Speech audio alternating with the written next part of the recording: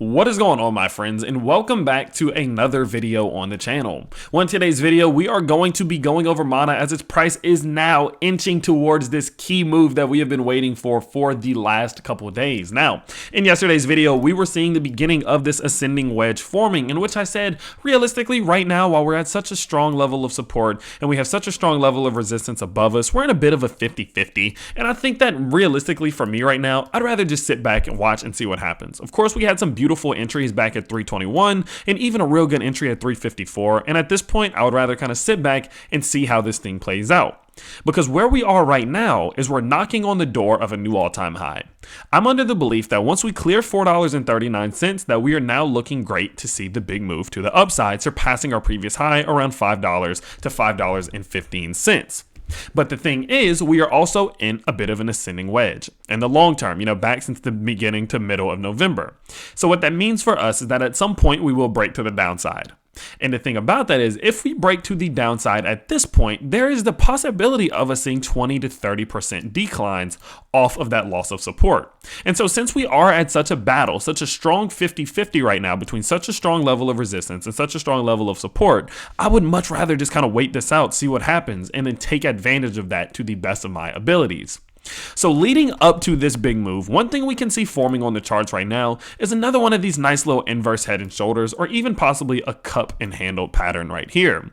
Now, typically speaking, you'd rather see an inverse head and shoulders coming off of a downtrend. Those tend to be much stronger, but I'm under the belief that this simple pattern of the inverse head and shoulders has tendencies to be incredibly bullish. For a key example, one thing we can see is we came up off this uptrend. We set this inverse head and shoulders with the neckline at 351, and from there we saw the massive breakout all the way to the upside of 24+%. So realistically, I think if we were to see something similar in which we come up and we break through our neckline, which is at the moment $3.39, which just so happens to be our 786 level, I'm under the belief that we will see this massive continuation to the top side. Now, the reason that the 786 level is so strong is, of course, or the reason that the $4.39 level is so strong is, again, it's our Fibonacci 0.786 level.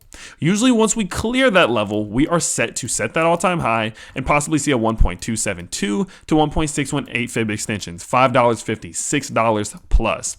And so right now what this tells us is that not only do we have the key Fibonacci level approaching, but we also have a massive bullish pattern forming, with that being its breakout target as well. That's the breakout line.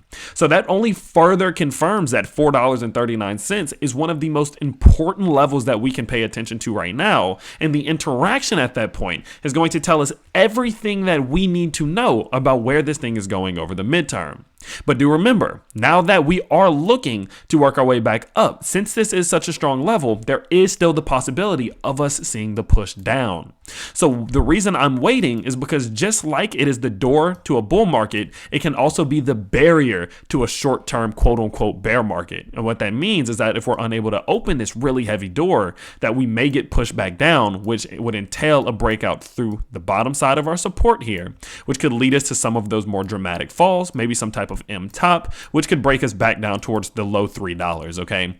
So we're really stuck in a very critical moment right now. I mean, absolutely crucial over the next 2 to 3 days. And what we do in here is going to tell us so much about what we need to know.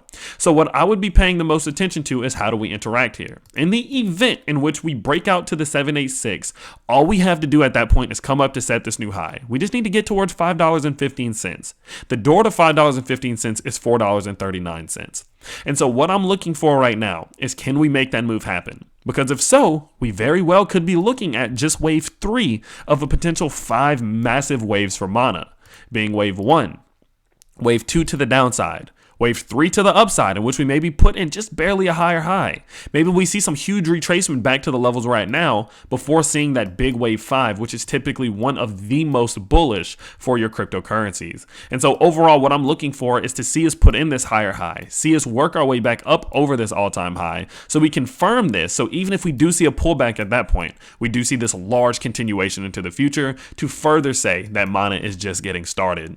And so overall, I would not be doing much still. I'm just kind of of waiting. I'm looking to see what happens at these levels. We did see a bit of a pullback here, so do be expecting a possible retracement all the way down to $3.88 to maybe even further complete this inverse head and shoulders before seeing the move to the upside. Keep an eye on this upward sloping support level that we have been creating since, let's go ahead and move that back, that we have been creating since back on November 11th, and keep an eye on the 439. Whichever one we cross first is going to tell us everything we need to know about the best way to play this and what we can expect in the short term. So that's about it for me today. Real short, sweet, simple, and to the point. I hope you guys did enjoy it, and I will see you all next time.